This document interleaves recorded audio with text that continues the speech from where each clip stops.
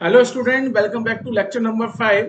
तो आज हम अपना स्टार्ट करने वाले हैं लेक्चर नंबर 5। उससे पहले हम एक बार देखते हैं कि लेक्चर नंबर 4 में अभी तक हमने क्या क्या स्टडी की है। तो लेक्चर नंबर 4 की मैं बात करता हूँ। This is lecture number 4। ये क्या चल रहा है बेटा? रिकैप चल रहा है कि अब तक मैं आपको क्या क्या पढ़ा चुका हूँ लेक्चर नंबर 4 में। तो लेक्चर नंबर 4 में हमने सबसे पहले डिस्कस किया मोलर मास को। हमने क्या डिस्कस किया? मोलर मास को। तो मोलर मास के रिगार्डिंग हमने क्या क्या चीजें सीखी हैं, एक बार जरा इस पर नजर मारो। सबसे पहले आपको क्या करना पड़ेगा, मोलर मास जब भी निकालना है आपको किसी भी सब्सटेंस का, तो आपको सबसे पहले क्या करना है, यहाँ पे मैं बता देता हूँ, क्विक रिवीजन करा देता हूँ आपका। सबसे पहले आप सब्सटेंस का टाइप चेक करोगे। क्या चेक करोगे आप? सब्सटेंस का टाइप।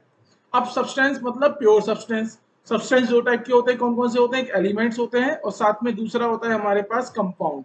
तो आपको क्या करना है, सबसे पहले सब्सटेंस का टाइप चेक करना है। अगर सब्सटेंस का टाइप हमारे पास कैसा है? एलिमेंट है, फिर आपको चेक करनी पड़ेगी सब्सटेंस एलिमेंट की फॉर्म, कि एलिमेंट हमारा एटॉमिक फॉर्म में भी हो सकता है, मॉलिक्यूलर फॉर्म में भी हो सकता है। अगर मेरा एलिमेंट एटॉमिक फॉर्म में है या फिर मेरा एलिमेंट मॉलिक्यूलर फॉर्म में है, ठीक है, दो ही केस बन सकते हैं हमारे। अगर आपका एलिमेंट एटॉमिक फॉर्म में है, आपको उस पर्टिकुलर एलिमेंट के लिए अगर मोलर मास निकालना है, क्या निकालना है आपको? मोलर मास निकालना है।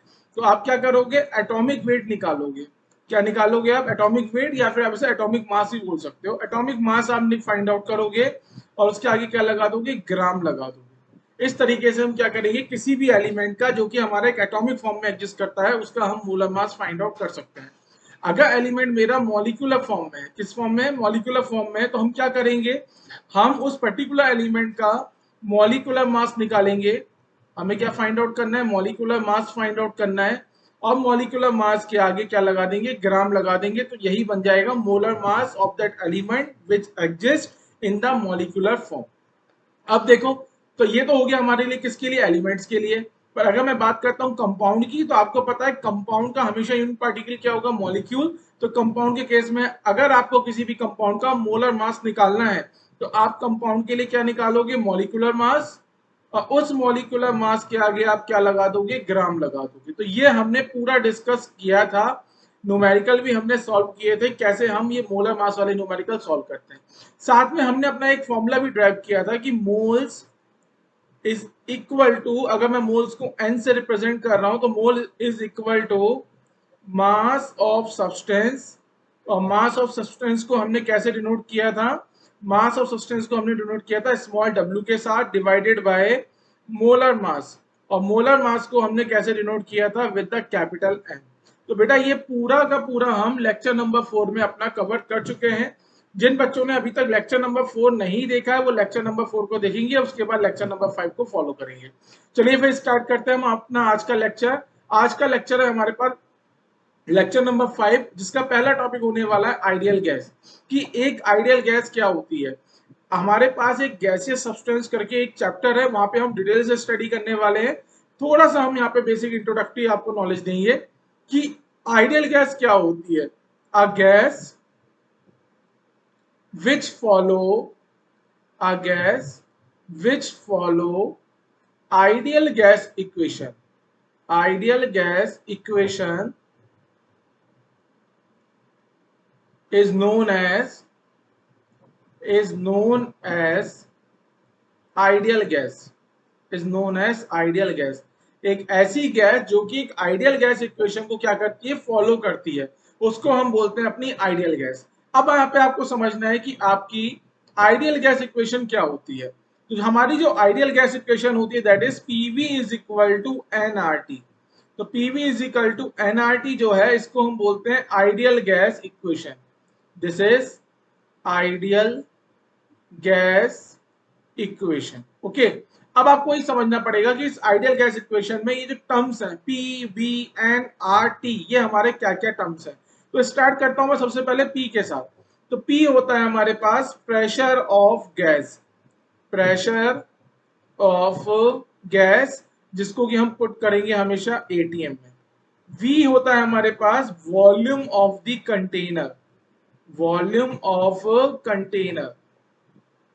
वॉल्यूम ऑफ कंटेनर आपको किसमें पुट करना है? यूनिट है इसकी लीटर। हमेशा आप कंटेनर का वॉल्यूम किसमें पुट करोगे? लीटर में पुट करोगे। इसके बाद आता है हमारे पास स्मॉल एन। स्मॉल एन है हमारे पास मोल्स ऑफ गिविंग गैस, जो भी आपको गिविंग गैस है उसके जो मोल्स हैं उसको आप बोलोगे स्मॉल एन डिनोट करता है moles of A giving gas. अब आता है हमारे पास कैपिटल टी। कैपिटल टी जो होता है this is temperature of gas. हमेशा आपको गैस का टेम्परेचर किस में पुट करना है, केल्विन में। किस में पुट करेंगे हम, केल्विन में। और आपको पता भी है कि डिग्री सेंटीग्रेड को केल्विन में चेंज करना है तो कैसे करेंगे, 273 को ऐड कर देते हैं। लास्ट में आता है हमारे पास कैपिटल आर। कैपिटल आर जो है वो है हमारे पास यूनिवर्सल गैस कांस्टेंट। अब इस यूनिवर्सल गैस कांस्टेंट की वैल्यू मैं लिखवा देता हूं, सबको ये याद करनी है। यूनिवर्सल गैस कांस्टेंट की वैल्यू होती है 0.0821 एटीएम लीटर पर मोल केल्विन, पर मोल केल्विन। तो ये हो गया हमारे पास यूनिवर्सल गैस कांस्टेंट आर, जिसकी वैल्यू आपको क्या करनी है, याद करनी है। और इसकी यूनिट भी आप देख लो, यूनिट क्या है हमारे पास, एटीएम लीटर पर मोल केल्विन। ठीक है, आपको क्या हो गया, पी क्या हो गया, प्रेशर ऑफ द गैस, किसमें पुट करेंगे हम, एटीएम में। बी क्या हो गया, volume of the container, unit हो गई इसकी लीटर। एन हो गया मोल्स ऑफ द गैस, जो कि गैस का क्या है, अमाउंट को रिप्रेजेंट कर रहा है। टी हो गया टेम्परेचर ऑफ द गैस, जिसको हमेशा हम केल्विन में पुट करेंगे। आर होगा यूनिवर्सल गैस कांस्टेंट और इसकी वैल्यू होती है 0.0821 एटीएम लीटर पर मोल केल्विन। अब यहाँ पे देखो मैं कुछ इंपॉर्टेंट चीज बताता हूँ यूनिट कन्वर्जन की। ठीक है, तो यूनिट कन्वर्जन में सबसे पहले आप देखो प्रेशर की यूनिट का कन्वर्जन समझो कि न्यूमेरिकल में आपको डिफरेंट डिफरेंट यूनिट में प्रेशर की वैल्यू गिवन हो सकती है। ठीक है, तो हमारे पास जो 1 एटीएम हमने डिफाइन करा है, 1 ATM is equal to 1.01325 bar. 1 ATM क्या होता है, 0.01325 बार। ठीक है, आप चाहो तो इसको आप लिख सकते हो, मैं यहाँ पे लिख देता हूँ कि 1 bar is equal to 10 raise to the power of 5 pascal. कि 1 बार क्या होता है, 10 to the power of 5 pascal होता है। तो यहाँ पे आप लिख सकते हो कि 1 ATM is also equal to 1.01325 into 10 raise to the power of 5 pascal. या फिर आप इसको क्या लिख सकते हो बेटा, मैं इसको इस तरीके से भी लिख सकता हूँ 101.325 into 10 raise to the power of 3 pascal. आपको पता है यहाँ पे मैं कुछ साइड में वैल्यू लिख रहा हूँ, ये भी आपको याद रखनी है कि 1 kilo pascal is equal to 10 raise to the power of 3 pascal.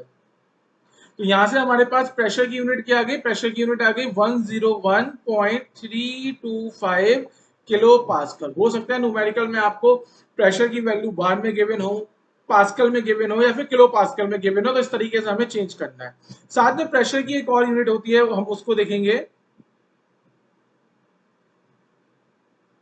हाँ, प्रेशर की, एक मिनट रुकिए,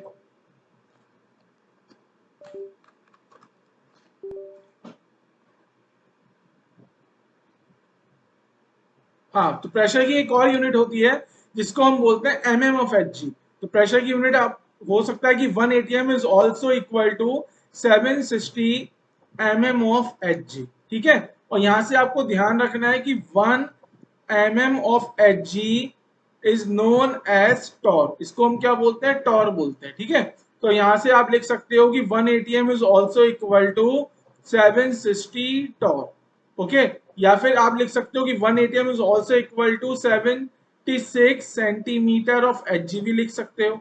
अगर आपको मीटर ऑफ वाटर के टर्म्स में लिखना है तो 1 ATM is also equal to 10.33 metre of water.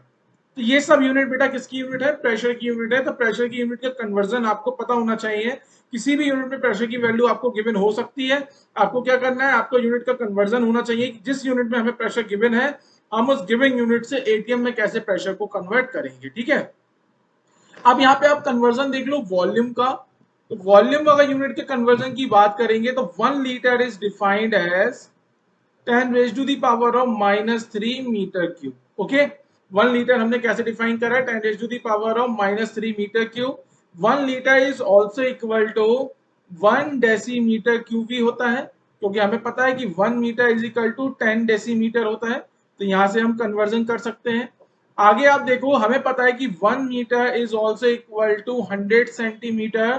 तो यहां से आप क्या निकाल सकते हो, यहां से आप फाइंड आउट कर सकते हो 10 raise to the power of 3 centimetre cube. तो 1 litre is also equal to 10⁻³ centimetre cube. अब आपको ये भी पता है कि 1 litre is also equal to 1000 ml। तो यहां से हमारे पास रिलेशन क्या आएगा, 1000 ml is equal to 10⁻³ centimetre cube, या फिर आप लिख सकते हो कि 1 ml is equal to 1 centimetre cubic, 1 centimetre cubic, और 1 cc भी लिख सकता हूं। सेंटीमीटर क्यूबिक को मैं C.C भी लिख सकता हूं। तो C.C का मतलब क्या है, सेंटीमीटर क्यूबिक। तो बेटा वॉल्यूम की ये सब यूनिट कन्वर्जन आपको पता होना चाहिए। वॉल्यूम अगर आपको मीटर क्यूब में गिवन है तो लीटर में कैसे फाइंड आउट करें, वॉल्यूम अगर हमें सेंटीमीटर क्यूबिक में या डेसीमीटर क्यूबिक में गिवन है तो लीटर में कैसे फाइंड आउट करें, तो ये आपको पता होना चाहिए। टेम्परेचर की यूनिट का कन्वर्जन भी मैं आपको बता देता हूँ। टेम्परेचर क्या होता है, अगर आपको टेम्परेचर निकालना है किसमें, केल्विन में, तो आप क्या करोगे, डिग्री सेंटीग्रेड टेम्परेचर में 273 को ऐड करोगे, तो आपका टेम्परेचर किसमें आ जाएगा, केल्विन में आ जाएगा। ये मैंने आपको क्या बता दिया अपने यूनिट के कन्वर्जन, कि कैसे कैसे हम यूनिट का कन्वर्जन कर सकते हैं। ठीक है, अब यहाँ पे आपको कुछ चीजें मैं और बता रहा हूं, कुछ चीजें मैं और बताता हूं, एक मिनट रुकिए। हाँ, यहाँ पे कुछ इंपॉर्टेंट चीज मैं बता रहा हूं।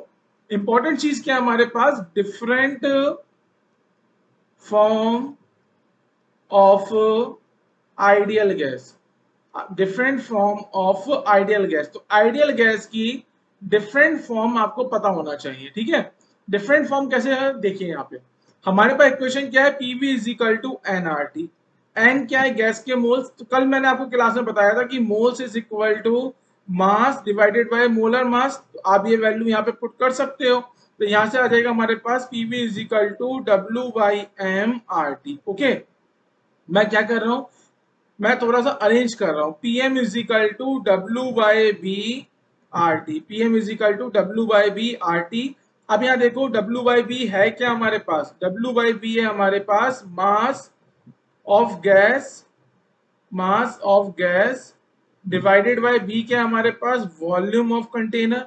वी क्या है हमारे पास, वॉल्यूम ऑफ कंटेनर। तो mass over volume is also equal to density. ये क्या होता है, डेंसिटी होता है, और डेंसिटी को मैं यहाँ पे डिनोट करने वाला हूँ स्मॉल डी के साथ। तो यहाँ से हमारे पास रिलेशन क्या आ गया, रिलेशन आ गया PM is equal to D R T. क्या आ गया आपके पास, PM is equal to D R T.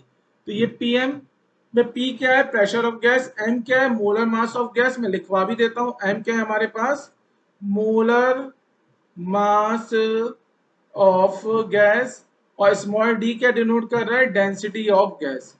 Small D हो गया हमारे पास डेंसिटी ऑफ गैस। एक और दूसरी फॉर्म है वो मैं और बताना चाहूंगा, वो भी इंपॉर्टेंट है हमारे लिए। इसको ये तो हो गई हमारे पास फॉर्म नंबर 1। दूसरी फॉर्म मैं और बताता हूं आपको कि PV is equal to N R T. यहाँ पे अगर मैं अरेंज करूं, P is equal to N by B R T. अब जो एन बाई बी होता है, आगे जाके जब मैं आपको कंसंट्रेशन टर्म्स पढ़ाऊंगा तो वहां पे बताऊंगा कि एन बाई बी जो होता है ये क्या रिप्रेजेंट करता है, मोलैरिटी को रिप्रेजेंट करता है। किसको रिप्रेजेंट करता है, मोलैरिटी को, या फिर इसी को हम क्या बोलते हैं, कंसंट्रेशन भी बोलते हैं। मोलैरिटी को हम क्या बोलते हैं, कंसंट्रेशन भी बोलते हैं, जिसको हम कैपिटल सी के साथ डिनोट करते हैं। तो अगर मैं पी एन बाई बी की वैल्यू कैपिटल सी इस इक्वेशन में पुट करूं तो हमारे पास इक्वेशन क्या आ जाएगी, P is equal to C R T. तो ये भी आपको क्या करना है, याद रखना है। यहां पे हमारे पास सी क्या है, कंसंट्रेशन ऑफ गैस। सी हमारे पास क्या है, कंसंट्रेशन ऑफ गैस। ओके, चलिए आगे लास्ट इंपॉर्टेंट चीज एक और है, वो याद कर लो बेटा। क्या आपको याद करना है, आपको कुछ पर्टिकुलर टेम्परेचर हैं जो कि आपको फिजिकल केमिस्ट्री में जनरली न्यूमेरिकल्स में वही टेम्परेचर वैल्यू मिल जाती हैं। तो आपको क्या करना है, आपको आरटी का मल्टीप्लिकेशन किसी पर्टिकुलर टेम्परेचर के करस्पॉन्डिंग फाइंड आउट करना है। कैसे, देखो अभी आपको समझ में आएगा। अगर टेम्परेचर आपको गिवन है 0 डिग्री सेंटीग्रेड, तो 0 डिग्री सेंटीग्रेड का मतलब है 273 केल्विन। अगर मैं आरटी का मल्टीप्लिकेशन करता हूं तो आर की वैल्यू कितनी है, 0.0821, और टेम्परेचर की वैल्यू कितनी है, 273। तो मल्टीप्लिकेशन करने पे डायरेक्ट ये रिजल्ट आपको याद रखना है, ये रिजल्ट आएगा 22.4। डायरेक्ट ये रिजल्ट आपको क्या करना है, याद करना है। अब आप न्यूमेरिकल में अगर टेम्परेचर आपको गिवन है तो आरटी का मल्टीप्लिकेशन करने की जरूरत नहीं है। अगर टेम्परेचर आपको न्यूमेरिकल में 0 डिग्री सेंटीग्रेड गिवन है तो इसके करस्पॉन्डिंग डायरेक्ट आप आरटी की वैल्यू कितनी पुट करोगे 22.4। इसी तरीके से अगर टेम्परेचर आपको गिवन होता 25 डिग्री सेंटीग्रेड, जिसको मैं केल्विन में चेंज करूं तो आएगा 298 केल्विन। तो इसके करस्पॉन्डिंग जो आरटी की वैल्यू होगी, तो कैसे निकालेंगे हम आरटी की वैल्यू? आर तो यूनिवर्सल कांस्टेंट है, इसकी वैल्यू तो फिक्स ही रहेगी। कितनी वैल्यू है? 0.0821। और टी की वैल्यू कितनी हो जाएगी? 298। अब आपको ये मल्टीप्लिकेशन याद रखना है, ये मल्टीप्लिकेशन कितना होगा? 24.46। 24.46। अब लास्ट टेम्परेचर एक और याद कर लेना आप, टेम्परेचर अगर 27 डिग्री सेंटीग्रेड है, इट मींस केल्विन में चेंज करूंगा तो कितना आएगा? 300 केल्विन आएगा। आरटी की वैल्यू अगर मैं फाइंड आउट करता हूं तो आर की वैल्यू है 0.0821 और टेम्परेचर की वैल्यू है 300। तो ये मल्टीप्लिकेशन करने पे आता है 24.63। तो बेटा मैं ये सब चीजें आपको क्यों बता रहा हूँ? क्योंकि न्यूमेरिकल जब आप करोगे, सॉल्व करोगे, तो आपकी क्वेश्चन सॉल्विंग अप्रोच जो है, स्पीड जो है वो फास्ट हो जाएगी। आपने टेम्परेचर देखा क्वेश्चन में कितना है? 273। डायरेक्ट आरटी की वैल्यू कितनी पुट कर दी? 22.4। आरटी की मल्टीप्लिकेशन करने की जरूरत ही नहीं है, डायरेक्ट आरटी की वैल्यू पुट कर दो 22.4। इसी तरीके से आपने टेम्परेचर देखा क्वेश्चन में कितना? 298। तो डायरेक्ट आरटी की वैल्यू पुट कर दो, तो डायरेक्ट आरटी की वैल्यू कितनी पुट करोगे आप? 24.46। इसी तरीके से अगर क्वेश्चन में अगर न्यूमेरिकल में गिवन है टेम्परेचर इज 300 केल्विन, तो डायरेक्ट आरटी की वैल्यू कितनी आ जाएगी? 24.63। तो ये आपको क्या करना है, ध्यान देना, ठीक है। चलिए तो एक बार क्विक रिवीजन कर लेते हैं। क्विक रिवीजन में हमने आपको अभी तक क्या क्या पढ़ाया? हमने आपको पढ़ाया ideal gas equation. Ideal gas equation क्या होती है? सबसे पहले एक आइडियल गैस। आइडियल गैस एक ऐसी गैस है जो कि एक आइडियल गैस इक्वेशन को फॉलो करती है। आइडियल गैस इक्वेशन क्या है? PP is equal to NRT. इसमें पी क्या है? Pressure of gas. वी क्या है? Volume of the container. N हो गया moles of the gas. T हो गया टेम्परेचर ऑफ द गैस। ठीक है। आर हो गया यूनिवर्सल गैस कांस्टेंट, जिसकी वैल्यू आपको याद रखनी है 0.0821 एटीएम लीटर पर मोल केल्विन। ठीक है। इसके बाद फिर हमने आपको पढ़ाया यूनिट कन्वर्जन, कैसे हम प्रेशर को डिफरेंट डिफरेंट यूनिट में चेंज कर सकते हैं। इसके बाद फिर हमने आपको बताया कि वॉल्यूम को अगर आपको डिफरेंट डिफरेंट यूनिट में कन्वर्ट करना है तो कैसे कन्वर्ट करोगे। टेम्परेचर का कन्वर्जन भी हमने आपको बताया। और हमने फिर आपको different form of ideal gas पढ़ाई। तो different form of ideal gas मतलब आपको ये दो फॉर्म भी आइडियल गैस की याद रखना है। कौन कौन सी फॉर्म है? एक फॉर्म है हमारे पास PM is equal to D R T, और एक फॉर्म है हमारे पास P is equal to C R T. तो बेटा Pm is equal to D R T में आपको पता है M क्या होगा आपका? M होगा मोलर मास, और D क्या होगा? Density of the gas. और P is equal to C R T में C क्या है? कंसंट्रेशन। ठीक है। और उसके बाद अभी तक मैंने आपको एक और इंपॉर्टेंट चीज बता दी। वो क्या बता दी? कुछ पर्टिकुलर टेम्परेचर के करस्पॉन्डिंग आर टी का जो मल्टीप्लिकेशन होगा वो मैंने आपको बता दिया। अगर टेम्परेचर मेरे पास 0 डिग्री सेंटीग्रेड है, मतलब 273 केल्विन है, आरटी की वैल्यू होगी 22.4।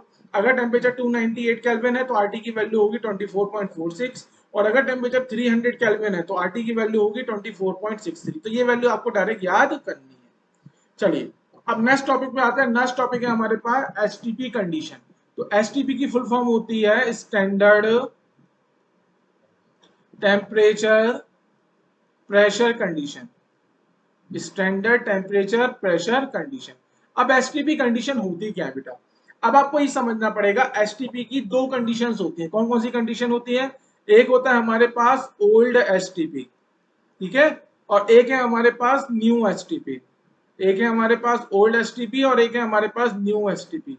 एसटीपी के नाम में ही लिखा हुआ है कि आप क्या बता रहे हो? आप स्टैंडर्ड टेम्परेचर और प्रेशर बता रहे हो। अगर मैं ओल्ड एसटीपी की बात कर रहा हूँ, किसकी बात कर रहा हूँ? Old STP. तो ओल्ड एसटीपी ये कहती है जो प्रेशर है वो प्रेशर की वैल्यू होगी 1 एटीएम, और जो टेम्परेचर है टेम्परेचर की वैल्यू होगी 0 डिग्री सेंटीग्रेड, या फिर आप इसको लिख सकते हो 273 केल्विन। तो ये कंडीशन कौन सी हो गई? ये कंडीशन हो गई हमारे पास ओल्ड एसटीपी की। अगर मैं न्यू एसटीपी की बात करूंगा तो न्यू एसटीपी पे हमने प्रेशर जो डिफाइन करा है वो डिफाइन करा है 1 बार, ठीक है। और जो टेम्परेचर डिफाइन कर रहा है, टेम्परेचर की वैल्यू सेम है, दैट इज 0 डिग्री सेंटीग्रेड, या फिर आप इसको क्या बोल सकते हो? 273 केल्विन। तो ये बेटा आपको ध्यान रखना है, एसटीपी की हमारे पास दो कंडीशन है, एक है ओल्ड कंडीशन और एक है हमारे पास न्यू कंडीशन। ओल्ड कंडीशन के अकॉर्डिंग हमारा जो प्रेशर है वो प्रेशर है 1 एटीएम, टेम्परेचर है 0 डिग्री सेंटीग्रेड। पर जो मेरे पास न्यू एसटीपी कंडीशन है उसमें प्रेशर की वैल्यू है 1 बार और टेम्परेचर की वैल्यू है 0 डिग्री सेंटीग्रेड। ठीक है, ये हमें याद रखना है। अब आपके माइंड में एक क्वेश्चन आ रहा होगा कि सर हम कौन सी कंडीशन यूज करेंगे? तो बेटा हम एसटीपी की कौन सी कंडीशन यूज करेंगे, ये डिपेंड करेगा क्वेश्चन में डेटा किस टाइप का है। अभी मैं न्यूमेरिकल को सॉल्व कराने वाला हूं आपको, उन क्वेश्चन को देख के आपको आइडिया लग जाएगा कि आप इनको कैसे सॉल्व करने वाले हो। ठीक है, पहली चीज, क्वेश्चन में आप डेटा देखोगे, डेटा देख के ही आप एसटीपी कंडीशन सेलेक्ट करोगे कि मैं ओल्ड एसटीपी से क्वेश्चन सॉल्व करूं या न्यू एसटीपी से क्वेश्चन सॉल्व करूं। इन केस बता रहा हूं, इन केस, वैसे होगा नहीं ऐसा, पर अगर हो जाता है, इन केस अगर आपके पास कोई एक क्वेश्चन है, उस क्वेश्चन में ए बी सी डी, ठीक है, A B C D 4 option है, अगर आप इस क्वेश्चन को ओल्ड एसटीपी से सॉल्व करते हो, किससे, ओल्ड एसटीपी से सॉल्व करते हो, तो ऑप्शन नंबर ए मैच हो रहा है। और अगर इस क्वेश्चन को आप न्यू एसटीपी से सॉल्व कर रहे हो, तो सपोज करो ऑप्शन नंबर सी मैच हो रहा है, उस केस में हम क्या करेंगे, always prefer for the new STP, हमेशा क्या करेंगे, न्यू एसटीपी को प्रेफर करेंगे। पर ऐसा नहीं होगा कभी भी। इनकेस अगर हो गया, अगर माइंड में डाउट आ रहा है कि अगर इनकेस ऐसा हो गया कि ओल्ड एसटीपी से हम सॉल्व कर रहे हैं तो हमारा ऑप्शन मैच हो रहा है, और न्यू एसटीपी से अगर क्वेश्चन सॉल्व कर रहे हैं तब भी कोई ना कोई एक ऑप्शन मैच हो रहा है, तो उस केस में हमेशा हम न्यू एसटीपी को क्या करेंगे, प्रेफर करेंगे। चलिए ठीक है, अगर मैं आपसे पूछूं, आप मुझे कुछ कैलकुलेशन करके बताओ, क्या कैलकुलेशन करके बताओगे, देखो, volume occupy by ideal gas, volume occupied by ideal gas having 1 mole, having 1 mole at STP। ये कह रहा है कि आइडियल गैस का 1 मोल एसटीपी पे कितना वॉल्यूम ऑक्यूपाई करेगा, वो कैलकुलेट करो। तो हम क्या करेंगे, सबसे पहले हम कंडीशन ले लेते हैं अपनी ओल्ड एसटीपी की। कौन सी कंडीशन ली मैंने, ओल्ड एसटीपी की। अब डेटा देखो, आपको क्या क्या डेटा गिवन है, आपको इस क्वेश्चन को, इसको एक क्वेश्चन लेके ही चलो। इस क्वेश्चन में आपको एसटीपी गिवन है, एसटीपी गिवन है, और आप कौन सी एसटीपी कंसीडर कर रहे हो, ओल्ड एसटीपी कंसीडर कर रहे हो। तो अगर मैं ओल्ड एसटीपी कंसीडर कर रहा हूं तो मुझे पता है प्रेशर की वैल्यू कितनी होगी, according to old STP 1 atm, और टेम्परेचर की वैल्यू कितनी होगी बेटा, 273 केल्विन, मतलब 0 डिग्री सेंटीग्रेड को ही आप लिखते हो ना 273 केल्विन। और साथ में उसने आपको अमाउंट ऑफ गैस दे दिया, अमाउंट ऑफ गैस कितना है हमारे पास, 1 मोल गिवन है। ठीक है, थोड़ा सा पर्दा गिराना पड़ेगा स्पेस बनाने के लिए।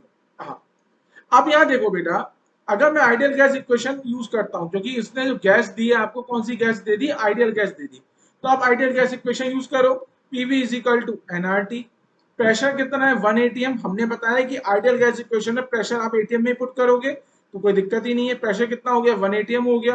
वॉल्यूम आपको फाइंड आउट करना है बेटा, एन की वैल्यू कितनी है, 1 मोल है। आर इंटू टी, अब बेटा आर इंटू टी का मल्टीप्लीकेशन यहाँ करने की जरूरत नहीं है। क्यों जरूरत नहीं है, याद करो मैंने क्या बोला है कि अगर आपके पास इफ टेम्परेचर की वैल्यू अगर 273 केल्विन है, तो आर टी की वैल्यू क्या हो जाएगी हमारे पास, आर टी की वैल्यू हमारे पास हो जाएगी 22.4। आर टी का जो मल्टीप्लीकेशन आएगा वो कितना आएगा, 22.4, ठीक है, एटीएम लीटर पर मोल, पर मोल। बेटा देखो, वैसे आर की यूनिट क्या होती है, एटीएम लीटर पर मोल केल्विन। आर की यूनिट क्या होगी, आर की यूनिट होती है एटीएम लीटर पर मोल केल्विन। पर जैसे ही इस आर में आप टी से मल्टीप्लाई करोगे, मतलब केल्विन से आपने मल्टीप्लाई करा, तो केल्विन से केल्विन क्या हो गया, कैंसिल। तो आर टी की यूनिट क्या हो जाएगी, एटीएम लीटर पर मोल, वही मैंने यूज किया। तो बेटा देखो, एटीएम से एटीएम कैंसिल, मोल से मोल कैंसिल, तो V की वैल्यू हमारे पास कितना आ गया, 22.4 लीटर। अब आपको ये याद रखना है कि एसटीपी पे, कौन सी एसटीपी पे, पुरानी एसटीपी पे अगर मेरे पास आइडियल गैस का 1 मोल होगा तो वो कितना वॉल्यूम ऑक्यूपाई करेगा, वो 22.4 लीटर का वॉल्यूम ऑक्यूपाई करेगा। अब मैं क्या करता हूँ, इसी क्वेश्चन को सॉल्व करता हूँ न्यू एसटीपी कंडीशन लेके। तो बेटा जैसे ही मैं न्यू एसटीपी कंडीशन लेता हूँ, तो प्रेशर की वैल्यू हो जाएगी 1 बार, टेम्परेचर की वैल्यू तो 273 केल्विन ही रहेगी, और साथ में एन की वैल्यू कितनी है, 1 मोल, ये भी हमारे पास ऐसे ही रहेगा। तो आइडियल गैस इक्वेशन जो PV is equal to NRT है, उसमें अगर मैं ये वैल्यू पुट करता हूँ, प्रेशर की वैल्यू बेटा मुझे किस में पुट करनी है, एटीएम में, पर प्रेशर मुझे गिवन किस में, बार में, तो एटीएम बार को एटीएम में कन्वर्ट करना आता है कि 1 ATM is equal to 1.01325 bar. So 1 bar is equal to 1 divided by 1.01325 ATM. तो ये हो जाएगा 1.01325 एटीएम। वॉल्यूम आपको कैलकुलेट करना है बेटा। आर एन की वैल्यू 1 है, आर टी की वैल्यू आपको पता है 22.4 ही होने वाली है, क्योंकि टेम्परेचर आपके पास कितना है 273।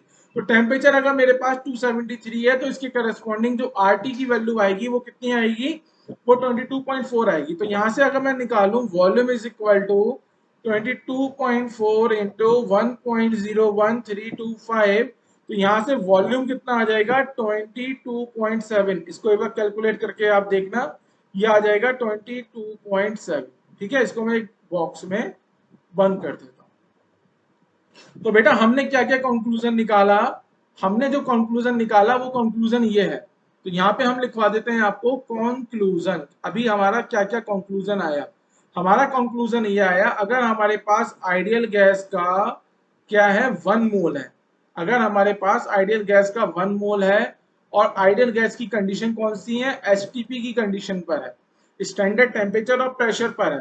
तो अगर आप ओल्ड एसटीपी कंसीडर करोगे तो आइडियल गैस का 1 मोल कितना वॉल्यूम ऑक्यूपाई करेगा 22.4 लीटर। और अगर मैं न्यू एसटीपी की बात करता हूं तो न्यू एसटीपी पे आइडियल गैस का 1 मोल कितना वॉल्यूम ऑक्यूपाई करेगा 22.7 लीटर। ये आपको याद रखना है, ठीक है, ये काम की चीजें ये आपको याद रखनी है। ओके, अब यहां से अब एक बात बताओ मुझे, और लॉजिकली बात है, सोचो, अगर आइडियल गैस का 1 मोल एसटीपी पे, कौन सी बात कर रहा हूं मैं, एसटीपी पे बात कर रहा हूं, सपोज करो मैंने बात करी ओल्ड एसटीपी की, तो आइडियल गैस का 1 मोल ओल्ड एसटीपी पे 22.4 लीटर का वॉल्यूम ऑक्यूपाई कर रहा है। तो आइडियल गैस के एन मोल एसटीपी पे कितना वॉल्यूम ऑक्यूपाई करेंगे, तो आप लिख सकते हो यहां पे volume occupy by N mole of ideal gas at STP.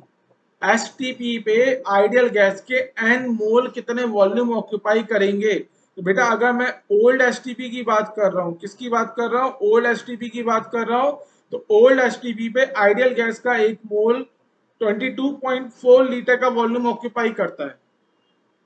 तो एन मोल कितना वॉल्यूम ऑक्यूपाई करेंगे, तो एन मोल जो वॉल्यूम ऑक्यूपाई करेंगे that is 22.4 into N, 22.4 into N.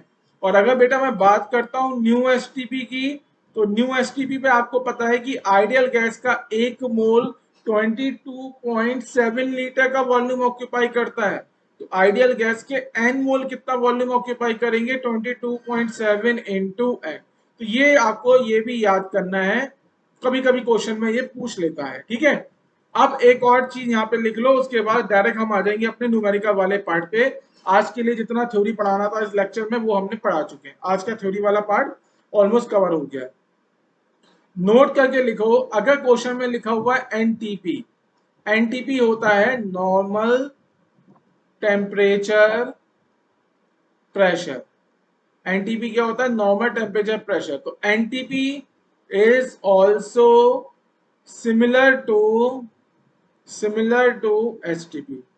NTP जो होता है वो ऑल्सो सिमिलर टू एसटीपी होता है, ठीक है। अगर क्वेश्चन में एसटीपी नहीं लिखा है, एनटीपी लिखा हुआ है, तो आप उसे एसटीपी ही कंडीशन मान के चलेंगे और क्वेश्चन को सॉल्व करेंगे, ठीक है। तो अभी तक बेटा हमने क्या क्या डिस्कस करा है, इसके बाद फिर न्यूमेरिकल कराने में आपको यूज होने वाला है। हमने एसटीपी कंडीशन डिस्कस कर ली, एसटीपी की 2 कंडीशन है, एक ओल्ड एसटीपी एक न्यू एसटीपी, हमने वो डिस्कस करी। फिर हमने ये फाइंड आउट करा कि आइडियल गैस का 1 मोल एसटीपी पे कितना वॉल्यूम ऑक्यूपाई करेगा। अगर मैं बात करता हूँ ओल्ड एसटीपी की तो वॉल्यूम कितना आ रहा है 22.4, और अगर मैं बात करता हूँ न्यू एसटीपी की तो volume occupy by the 1 mole of ideal gas is 22.7। इसी तरीके से फिर मैंने आपको बताया, अगर 1 मोल ओल्ड एसटीपी पे 22.4 लीटर वॉल्यूम ऑक्यूपाई कर रहा है, तो आइडियल गैस के एन मोल एसटीपी पे, अगर मैं ओल्ड एसटीपी की बात करूंगा तो कितना वॉल्यूम ऑक्यूपाई करेंगे 22.4 इंटू एन, ठीक है। तो ये है हमारे पास आज का लेक्चर नंबर, आई थिंक ये लेक्चर नंबर 5 है। इस लेक्चर नंबर 5 का मैंने जो भी थ्योरी वाला पार्ट था वो मैंने आज कवर कर दिया। अब डायरेक्ट मैं आप कराने वाला हूँ कुछ न्यूमेरिकल्स, क्योंकि हमें क्या करना है, हमें अब न्यूमेरिकल बेस अपनी मेंटेलिटी रखनी है। हमारी जो क्वेश्चन सॉल्विंग एबिलिटी है वो बहुत स्ट्रांग होनी चाहिए बेटा, किसी भी अगर कंपटीशन की तैयारी कर रहे हैं। तो क्वेश्चन है हमारे पास, pressure exerted by 32 grams of methane CH4 present in 8.21 decimeter cube vessel at to 127 degree centigrade will be. ठीक है, तो बेटा ये आपसे क्वेश्चन में क्या क्या पूछा गया है, आपसे पूछा गया है कि प्रेशर एक्साइटेड बाय गैस, और गैस कौन सी है, मीथेन। अगर मैं गैस की बात करूंगा तो गैस कौन सी गिवन है आपको, CH4। CH4 गैस का नाम क्या होता है, मीथेन गैस, इसी को हम मार्श गैस भी बोलते हैं। ये क्या हमारे पास, मीथेन गैस। ओके, अब आप देखो, आपको मीथेन गैस का मास गिवन है, मास कितना गिवन है हमें, 32 ग्राम। ठीक है, और हमें क्या गिवन है, वॉल्यूम ऑफ वेसल गिवन है। तो वॉल्यूम ऑफ वेसल कितना है हमारे पास, 8.21 डेसीमीटर क्यूब। हमें पता है कि 1 litre is also equal to 1 decimetre cube. मैंने आपको यूनिट कन्वर्जन में बता दिया, क्या बताया मैंने, 1 litre is equal to 1 decimetre cube. इसका मतलब 8.21 डेसीमीटर क्यूब को आप 8.21 लीटर भी लिख सकते हो, ये मैं आपको बता चुका हूं। अब आओ टेम्परेचर पे, टेम्परेचर आपको कितना गिवन है, 127 डिग्री सेंटीग्रेड। केल्विन में इसको चेंज करो तो 127 प्लस 273 आप इसको ऐड करोगे, तो ऐड करने पे ये आ जाएगा आपके पास 400 केल्विन। कितना आ जाएगा, 400 केल्विन। तो बेटा हमें क्या करना है, आइडियल गैस इक्वेशन यूज करनी है। तो आइडियल गैस इक्वेशन हमारे पास क्या होता है, PV is equal to NRT. Okay, ये हो गया हमारे पास आइडियल गैस इक्वेशन। अब इस आइडियल गैस इक्वेशन में आप देखो, आपको वॉल्यूम पता है, आपको आर की वैल्यू तो पता ही है क्योंकि वो यूनिवर्सल गैस कांस्टेंट है। हमें टी की वैल्यू भी पता है, पर हमें क्या एन की वैल्यू पता है, मोल्स ऑफ गैस पता है, नहीं पता। तो अब हम कैसे निकालेंगे मोल्स ऑफ गैस, जो कि हमने लेक्चर नंबर, प्रीवियस लेक्चर में जो हमने पढ़ा है वो हमारा यूज होने वाला है। कैसे, आपको गैस का मास पता है, गैस कौन सी है, CH4। तो आप CH4 का मोलर मास भी निकाल सकते हो। तो CH4 का मोलर मास कितना आ जाएगा, आपको CH4 का मॉलिक्यूलर मास लिखना है। तो CH4 का मॉलिक्यूलर मास है 16, और इसके आगे क्या लगाओगे, ग्राम। ग्राम पर मोल लिखो या ग्राम लिखो, बात एक है। क्यों, क्योंकि मोलर मास एक मोल के लिए डिफाइन होता है। ठीक है, मोलर मास आपको पता चल गया। तो मोल्स ऑफ CH4 भी आप निकाल सकते हो, कैसे निकाल सकते हो, mass of CH4 divided by molar mass of CH4। तो मास ऑफ CH4 आपको कितना गिवन है, 32 ग्राम, और मोलर मास कितना है, 16 ग्राम पर मोल। इसको आप जब सॉल्व करोगे तो मोल्स ऑफ CH4 कितना आ जाएगा, 2 मोल्स आ जाएगा। अब इस आइडियल गैस में आपके पास सब डेटा है, आप सिर्फ वैल्यू पुट करो, क्वेश्चन को सॉल्व करो। तो मैं यहाँ वैल्यू पुट कर रहा हूँ, प्रेशर मुझे फाइंड आउट करना है, वॉल्यूम है 8.21, मोल कितने हैं 2, आर की वैल्यू कितनी है बेटा 0.0821, और टेम्परेचर मेरे पास कितना है 400। ठीक है, अगर हम इसको सॉल्व करें, क्या करना है आपको, इसको सॉल्व करना है। तो आप जब इसको सॉल्व करोगे बेटा तो ये आपका कैंसिल हो जाएगा, ये कैंसिल, और यहाँ पे ये कैंसिल हो जाएगा। ठीक है, तो P की वैल्यू कितनी आ जाएगी, P की वैल्यू आ जाएगी 880। इस क्वेश्चन के अगर हम आंसर की बात करेंगे तो आंसर हो जाएगा इस क्वेश्चन का, मैं कलर चेंज कर देता हूं, जो आंसर है इस क्वेश्चन का वो आंसर कितना आ जाएगा, 8 ATM आ जाएगा। ठीक है, ध्यान, याद समझ में आ गया आपको क्वेश्चन क्या करना है। इस तरीके से हमने क्या बोला था बेटा, जो छोटी छोटी चीजें हैं, आगे चल के जो मैं आपको, सपोज करिए मैं छोटी छोटी चीज आपको सिखा रहा हूँ, जैसे मैंने आपको मोलर मास निकालना सिखाया, आपको मैंने मोल्स निकालना सिखाया। ठीक है, तो ये क्या हो रहा है, आगे जाके हम जो भी क्वेश्चन सॉल्व करेंगे तो वहां पे एक छोटा सा टर्म्स रहेगा, इसका हमें यूज करनी पड़ेगी।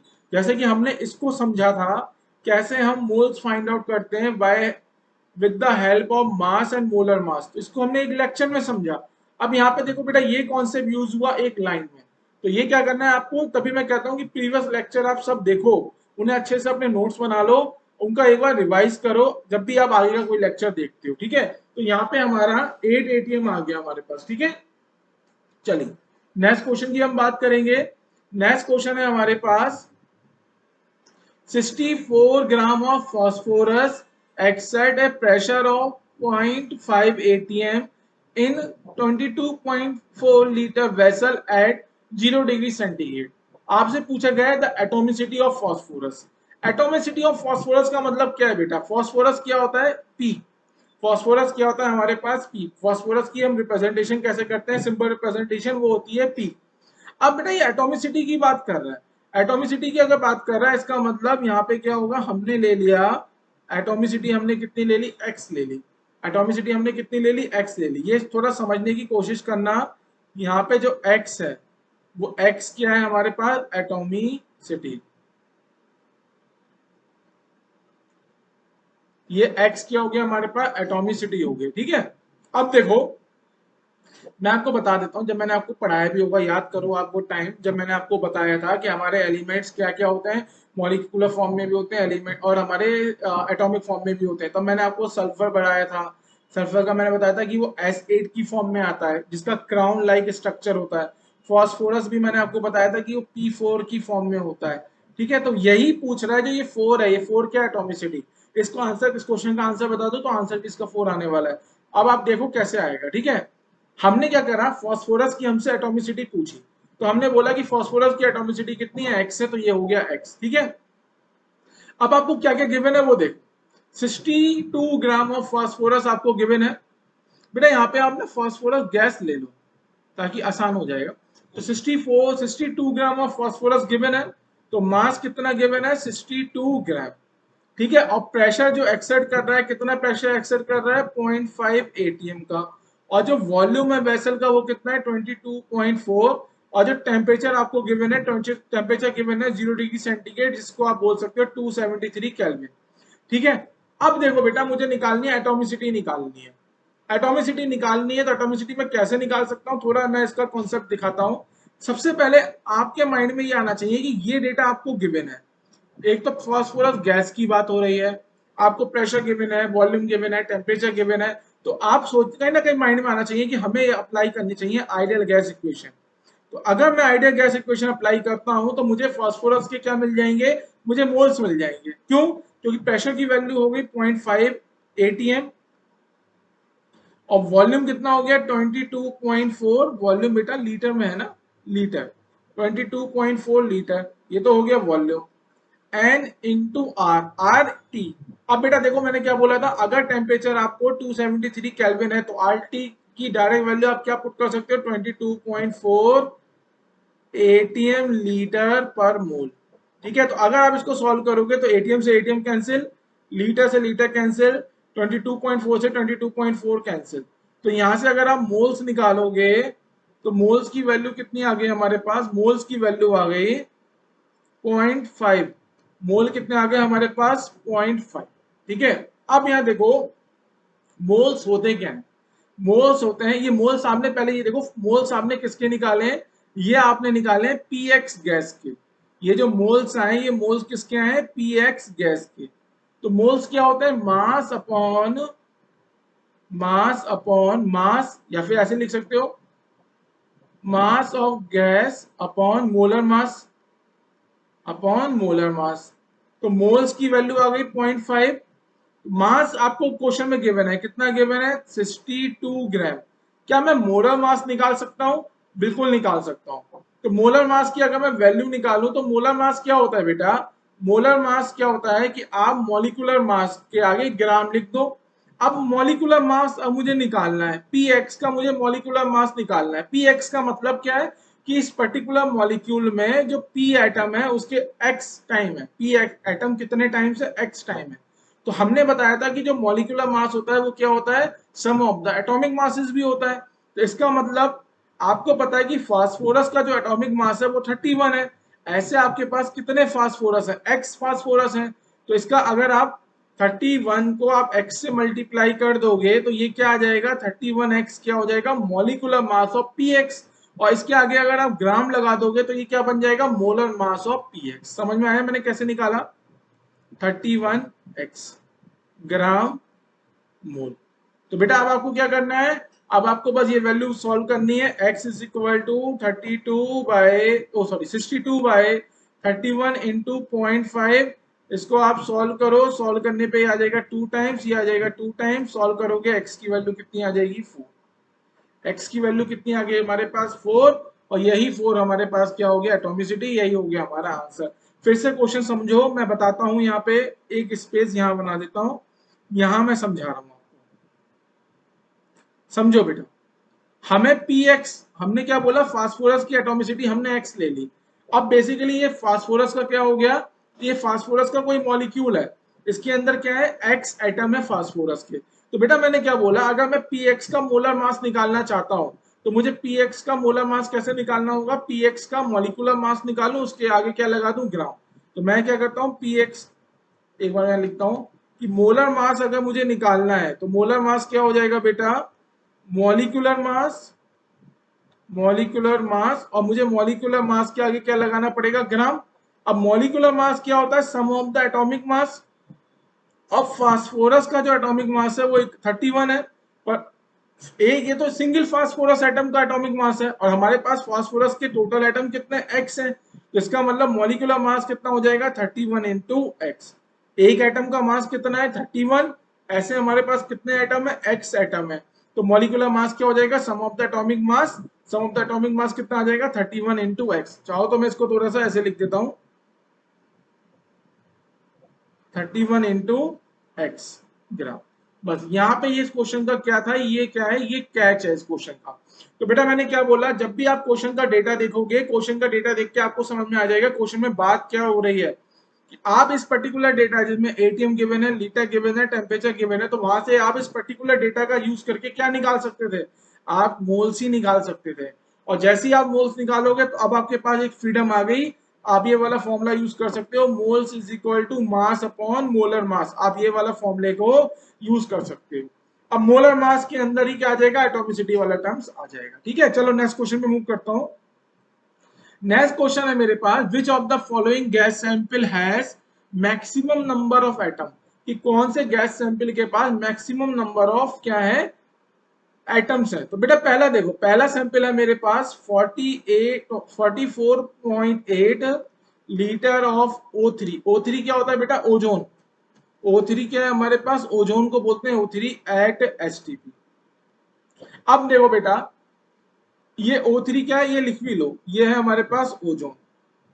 यहाँ आपको ये समझना है, कुछ कैलकुलेशन नहीं करनी, जो पढ़ा हुआ है आपने बस उसी को आपको अप्लाई करना आना चाहिए। आपको पता है STP पे ओजोन का अगर 1 मोल होता तो कितना वॉल्यूम ऑक्यूपाई करता बेटा।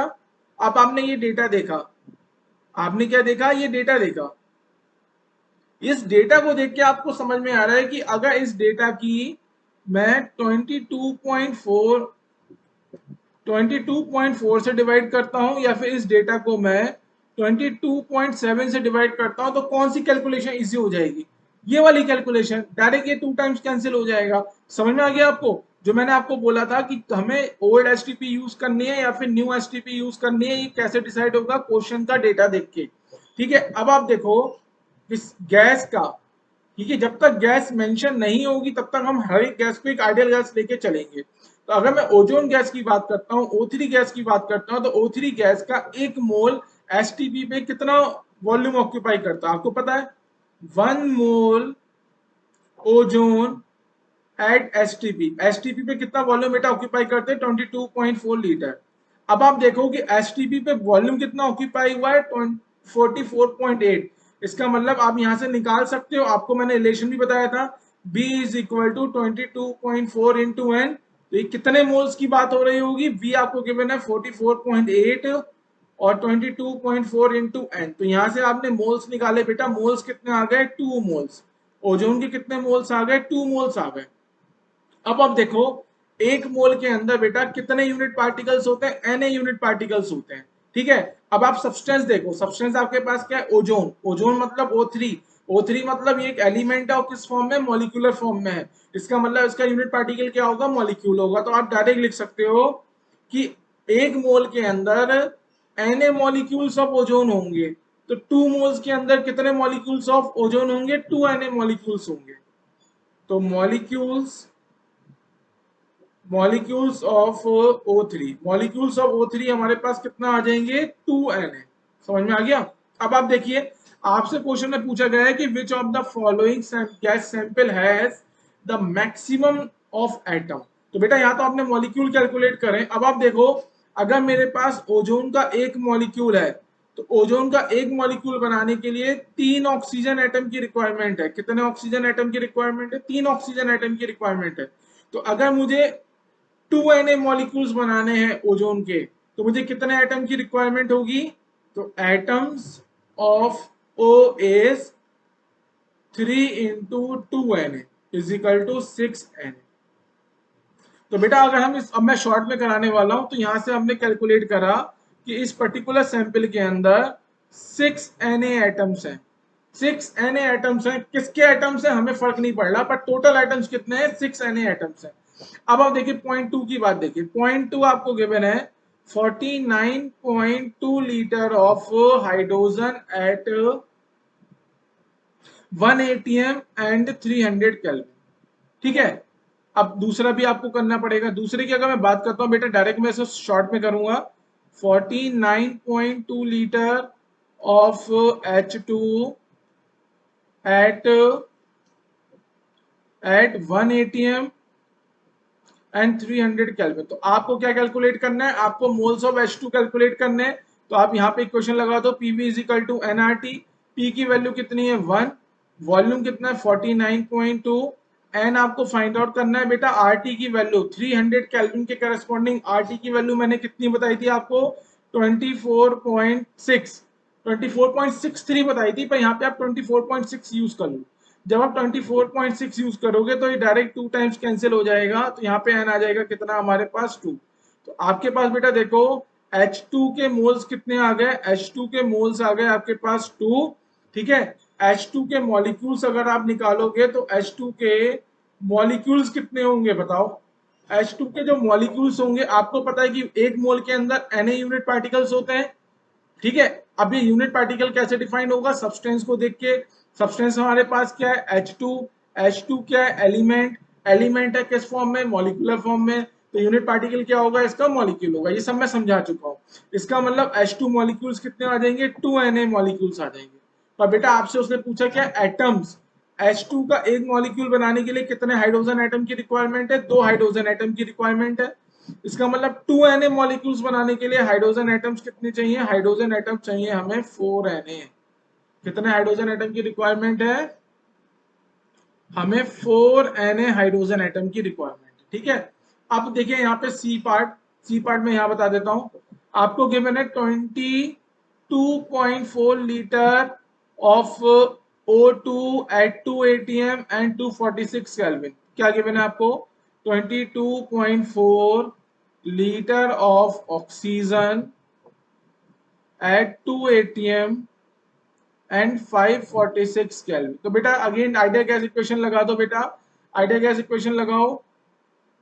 तो प्रेशर आपको कितना गिवन है? प्रेशर आपको गिवन है 2, और वॉल्यूम कितना गिवन है? 22.4 is equal to N. Moles हमें निकालने हैं RT। अब यहाँ देखो, अब यहाँ कुछ बातें समझने की कोशिश करो। RT टेम्परेचर बेटा आपको कितना गिवन है? टेम्परेचर आपको गिवन है 546। इसको आप क्या लिख सकते हो? 273 इंटू 2 लिख सकते हो। 273 इंटू 2। इसका मतलब मैं यहाँ क्या लिख सकता हूं? R into 273 into 2। अब आपको पता है बेटा R इंटू 273 इसकी वैल्यू कितनी होती है? 22.4। तो यहाँ पे आपकी इक्वेशन आ जाएगी 2 into 22.4 is equal to n into 22.4 into 2। ये यहां से कैंसिल, ये यहां से कैंसिल। तो मोल कितने आ गए बेटा? 1 मोल आ गया। तो ऑक्सीजन का 1 मोल है, तो ऑक्सीजन के मॉलिक्यूल्स अगर मैं निकालूंगा तो 1 मोल के अंदर Na यूनिट पार्टिकल्स होते हैं, तो Na मॉलिक्यूल्स हो जाएंगे। और अगर मैं ऑक्सीजन एटम की बात करता हूं, तो एक ऑक्सीजन का मॉलिक्यूल बनाने के लिए 2 ऑक्सीजन एटम की रिक्वायरमेंट है। तो O atom, total O atom कितने चाहिए? 2Na। तो यहां से आपका आ गया 2Na। ठीक है, लास्ट है आपके पास 11 पॉइंट। चलो मैं यही कर देता हूं इसको भी, अब मुझे लगता नहीं इसको करने की जरूरत है। 11.2 litre of N2O eight HTP। तो बेटा आपको पता है कि HTP पे N2O का 1 मोल कितना वॉल्यूम ऑक्यूपाई करता है? 22.4। इसका मतलब वॉल्यूम ऑक्यूपाई कितना है? 11.2। तो यहाँ से मोल की वैल्यू कितनी आ जाएगी? 0.5। आप चाहो तो ये वाला फॉर्मूला जो मैंने यहाँ बताया था ये आप यूज कर सकते हो। यहाँ पे सिर्फ आपको B की वैल्यू कितनी पुट करनी है? 11.2। तो यहाँ से आपकी N की वैल्यू आ जाएगी। N की वैल्यू कितनी आ जाएगी हमारे पास? 0.5। N क्या होगा हमारे पास? मोल्स। n क्या है हमारे पास, मोल्स। अगर मैं यहाँ पे मॉलिक्यूल्स देखूंगा तो मॉलिक्यूल्स कितने हो जाएंगे हमारे पास, 0.5 Na। मॉलिक्यूल्स कितने आ जाएंगे हमारे पास, एक बार रुकिए, मॉलिक्यूल्स आ जाएंगे हमारे पास 0.5 Na। ठीक है, और हमें क्या निकालना है, एटम। तो आप देखो N2O का एक मॉलिक्यूल बनाने के लिए 3 एटम की रिक्वायरमेंट है, 2 नाइट्रोजन एटम और एक ऑक्सीजन एटम। तो अगर आप एटम्स निकालोगे, टोटल एटम्स, तो एटम्स कितने आ जाएंगे हमारे पास, 1.5 Na। तो ये कितना आ जाएगा हमारे पास, 1.5 Na। आपसे पूछा गया है क्वेश्चन में कि विच of the following gas sample has the maximum of atom. तो मैक्सिमम एटम कितने आ रहे हैं, 6 Na। क्योंकि हमारे पास अगर हम ऑप्शन ए में देखेंगे तो ऑप्शन ए में जो टोटल एटम्स आ रहे हैं वो 6 Na है। ऑप्शन बी की बात करेंगे तो ऑप्शन बी में जो टोटल एटम्स है वो कितने, 4 Na। ऑप्शन सी की बात करेंगे, ऑप्शन सी में टोटल एटम्स है 2 Na। और ऑप्शन डी की बात करूंगा तो ऑप्शन डी में टोटल एटम्स है हमारे पास 1.5 Na। तो आपको निकालना था कि इन गिवन सैंपल में से कौन सी गैस के पास मैक्सिमम नंबर ऑफ एटम्स हैं। तो इसका आंसर क्या हो जाएगा, आंसर हो जाएगा हमारे पास option A. Option A is the answer of this question. चलिए अब हम आ जाते हैं आज के लास्ट क्वेश्चन पे। ये है हमारा आज का लास्ट क्वेश्चन, इसको हम सॉल्व करेंगे। क्वेश्चन में रीड करता हूं, the density of A gas at STP. तो बेटा यहाँ पे आप ध्यान से देखो, कंडीशन आपको गिवन है। कंडीशन क्या है आपके पास, एसटीपी। जैसे ही एसटीपी आ जाए तो दिमाग में आ जाना चाहिए ओल्ड एसटीपी यूज करनी है या फिर न्यू एसटीपी यूज करनी है। ओल्ड एसटीपी और न्यू एसटीपी यूज करने का तरीका मैंने आपको क्या बताया है, हमेशा क्वेश्चन के डेटा को आप चेक करोगे। चलो मैं क्वेश्चन रीड करता हूं आगे। The density of A gas at STP is 2/11.35। तो डेंसिटी आपको गिवन है, कितनी गिवन है, 2/11.35 ग्राम पर लीटर। ये आपको डेंसिटी गिवन है। द गैस इज, आपसे पूछा है ये गैस कौन सी गैस है, तो क्या आप इसको फाइंड आउट कर सकते हो, बिल्कुल फाइंड आउट कर सकते हो। अब देखो यहाँ पे क्या यूज होने वाला है। अगर मैं आपको बेटा एक चीज बताओ, अगर मैं आपको बता दूं, अगर आप किसी तरीके से मोलर मास निकाल लो, तो मोलर मास जैसे ही आप फाइंड आउट करोगे वैसे ही आपको आइडिया लग जाएगा मॉलिक्यूलर मास का या फिर एटॉमिक मास का। समझ आ रही है बात, आपने मोलर मास निकाला, तो मोलर मास निकालोगे तो मोलर मास आपको पता है कैसे हम निकालते हैं, एटॉमिक मास या फिर मॉलिक्यूलर मास के आगे ग्राम लगाते हैं। अगर आप किसी तरीके से मोलर मास कैलकुलेट कर लेते हो तो आपको मॉलिक्यूलर मास या फिर एटॉमिक मास का आइडिया लग जाएगा। मॉलिक्यूलर मास और एटॉमिक मास का एक बार आइडिया लग गया, फिर क्वेश्चन देख के आप बता सकते हो, क्वेश्चन के ऑप्शन देख के आप बता सकते हो कि कौन से ऑप्शन की बात हो रही है। तो यहाँ पे अभी मेरा टारगेट क्या होगा कि किसी तरीके से मैं molar mass of gas calculate करूं। अब मैं यहाँ पे जो आइडियल गैस यूज करने वाला हूँ, आइडियल गैस की एक डिफरेंट फॉर्म यूज करने वाला हूँ जो मैं आपको पढ़ा चुका हूँ आज ही, कि Pm is equal to DRT। ये वाली फॉर्म में आपको पढ़ाने है, इस वाली फॉर्म से हम इसको सॉल्व करेंगे। क्यों सॉल्व करेंगे बेटा, एसटीपी गिवन है, एसटीपी गिवन है तो प्रेशर की वैल्यू आपको पता चल गई, आपको टेम्परेचर की वैल्यू भी पता चल गई, ठीक है। और क्वेश्चन में डेंसिटी उसने दे दिया, तो इस पूरी इक्वेशन में एक ही अननोन है, वो अननोन क्या है हमारे पास, मोलर मास। तो मोलर मास फटाफट कैलकुलेट करो। तो pressure into molar mass is equal to D. D की वैल्यू कितनी है बेटा, 11.2/11.35 into R T, into R T. R T की वैल्यू बेटा कितनी हो जाएगी, आर टी की वैल्यू हम ले लेंगे यहाँ पे, क्योंकि हमारे पास टेम्परेचर कितना है आपको पता है, एसटीपी पे टेम्परेचर कितना होता है, 0 डिग्री सेंटीग्रेड, जिसको हम बोल सकते हैं 273 केल्विन। तो ये वैल्यू हो जाएगी 273 केल्विन के करस्पॉन्डिंग। आरटी की वैल्यू मैंने कितनी बताई आपको, 22.4 कितनी बताई मैंने, 22.4। अब बेटा यहाँ पे इस क्वेश्चन का कैच आ गया। क्वेश्चन का कैच क्या आ गया, थोड़ा सा सोचना पड़ेगा आपको। क्वेश्चन का कैच क्या आ गया कि चाहे मैं ओल्ड एसटीपी यूज करूं, ओल्ड एसटीपी, चाहे मैं न्यू एसटीपी यूज करूं, न्यू एसटीपी, टेम्परेचर तो दोनों में सेम ही है। कितना सेम है, 0 डिग्री सेंटीग्रेड और 0 डिग्री सेंटीग्रेड, पर प्रेशर चेंज हो जाता है। ओल्ड एसटीपी के करस्पॉन्डिंग प्रेशर होता है 1 atm और न्यू एसटीपी के करस्पॉन्डिंग प्रेशर कितना हो जाएगा हमारे पास, 1 बार। कितना हो जाएगा, 1 बार। और यही इस क्वेश्चन का कैच है। इस क्वेश्चन का कैच ये है बेटा, अगर आप डेंसिटी वाले टर्म्स देखोगे तो डेंसिटी आपको कितनी गिवन है, 11.37 2/11.37। अगर मैं इस 11.37 तो सॉरी 11.35 को अगर मैं 2 से मल्टीप्लाई कर दूं तो कितना आएगा? 22.7। 22.7 और जैसे ही मुझे ये डिजिट दिख रही है कि 22.7 मतलब 11.35 को अगर मैं 2 से मल्टीप्लाई कर रहा हूं तो 22.7 बन रहा है। तो मुझे दिमाग में डायरेक्ट आ जाना चाहिए ये क्वेश्चन अगर मैं सॉल्व करूंगा तो इस क्वेश्चन को सॉल्व करने के लिए मुझे क्या चाहिए? मुझे अपनी न्यू एसटीपी कंडीशन यूज करनी है। और न्यू एसटीपी कंडीशन अगर मुझे यूज करनी है तो प्रेशर की वैल्यू अब कितनी हो जाएगी? 1 बार। और इस 1 बार को अगर मैं एटीएम में कन्वर्ट करूंगा तो क्या हो जाएगा? 1.01325 एटीएम। ये कैच है इस क्वेश्चन का। तो बेटा प्रेशर की वैल्यू पुट करो 1.1 by 1.01325 into molar mass is equal to 2/11.35 into 22.4। अब यहाँ पे आपको क्या करना है? याद आ जाना चाहिए तुरंत। तुरंत क्या याद आ जाना चाहिए कि यहाँ देखो मैं क्रॉस मल्टीप्लिकेशन कर रहा हूँ 2/11.35 22.4 इंटू 1.01325। आपको तुरंत याद आ जाना चाहिए कि 22.4 इंटू 1.01325 जब मल्टीप्लिकेशन की थी आपने तो ये वैल्यू कितनी बन गई थी? 22.7। ये वैल्यू कितनी बनी थी? 22.7। तो मोलर मास की बात करेंगे तो मोलर मास कितना आ जाएगा बेटा? 2/11.35 इंटू 22.7। आप इसको करिए पूरा पूरा 2 टाइम्स डिवाइड हो रहा है तो मोलर मास की वैल्यू कितनी आ रही है? 4 ग्राम पर मोल, या फिर ग्राम भी लिख सकते हैं क्योंकि मोलर मास 1 मोल सब्सटेंस के लिए डिफाइन होता है। ये आ गया आपका मोलर मास। अब एक बार बताओ आपके पास ऑप्शन क्या है? 4 ऑप्शन है अमोनिया। पहले ऑप्शन से चेक करता हूं, मैं यहां बताता हूं। अगर ऑप्शन ए अमोनिया है तो अमोनिया के लिए मोलर मास कितना होगा? 17 ग्राम। अगर मैं ऑप्शन बी की बात करता हूं, ऑप्शन बी है Cl2, तो Cl2 का जो मोलर मास होगा क्या होगा? मोलर मास हो जाएगा इसका 71 ग्राम पर मोल, या फिर आप बेटा इसको ग्राम भी लिख सकते हो। फिर से बता रहा हूं क्योंकि मोलर मास जो होता है 1 मोल के लिए डिफाइन होता है। अगर आप सी ऑप्शन पे जाते हो, सी ऑप्शन है SO2। SO2 होता है सल्फर डाइऑक्साइड। इस केस में इसका मोलर मास कितना हो जाएगा? मोलर मास हो जाएगा 64 ग्राम पर मोल। और अगर मैं बात करता हूँ हीलियम की, हीलियम क्या होता है? 2He4। हीलियम का जो मोलर मास होता है वही होता है 4 ग्राम पर मोल।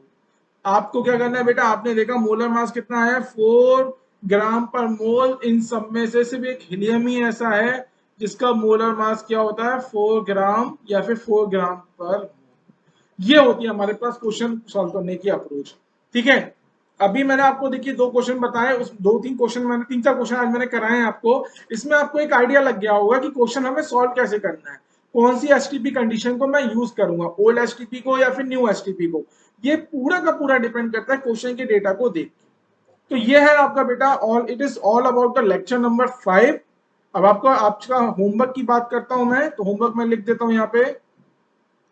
आपका होमवर्क है जितने न्यूमेरिकल मैंने कराए हैं उन न्यूमेरिकल को आप क्या करोगे? सॉल्व करोगे, खुद से सॉल्व करोगे एक बार। तो ठीक है, खुद से सॉल्व करोगे, कोशिश करोगे इनको जितना कम से कम शॉर्ट में सॉल्व कर सको, जितना क्विक आप अपनी कैलकुलेशन को, जितना फास्ट अपनी कैलकुलेशन बना सको। ठीक है, साथ में आपको क्या करना है? आपको करना है रिवीजन। अभी तक 5 लेक्चर मैंने इसके मोल कॉन्सेप्ट के ऊपर अपलोड किए हैं। इन 5 के 5 लेक्चर का आपको क्या करना है? रिवीजन करना है, अपने नोट्स बनाने हैं। और रिवीजन करने में बेटा आपको 5 से 10 मिनट, इससे ज्यादा नहीं लगने चाहिए। इतना क्विक रिवीजन आपका होना चाहिए। चलिए स्टूडेंट, ओके बाय बाय, मिलते हैं आपसे नेक्स्ट क्लास में लेक्चर नंबर 6 में। ओके, तब तक के लिए अपना ध्यान रखो और अपनी पढ़ाई करते रहो, मस्ती करते रहो, एंजॉय करते रहो। Okay bye bye students, bye.